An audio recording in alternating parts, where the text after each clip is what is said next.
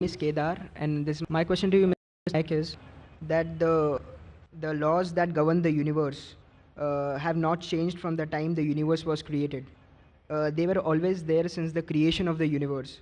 So, does God have any choice in changing the laws of the universe since time immemorial? Why hasn't God not changed the laws which governs the universe? If the God has no choice in changing the laws of the universe, then why call him God? The brother asked a very good question, that the laws of the universe have been same since the time it has been formed. So does God have a choice of changing the laws or not? And if God does not have a choice, then why call him God? I agree with you.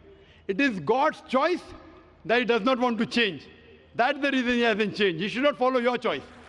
So it is God's will that he does not want to change. Now you are forcing him to change. Why should he follow you?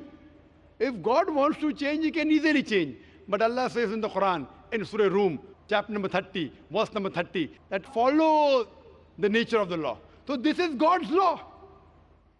If he wants, he can change, but does not want to change. That's his choice.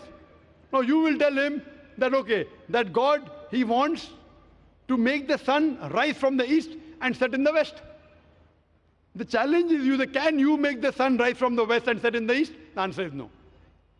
But on the day of Qiyamah, one of the signs of Qiyamah is that the sun will rise from the west.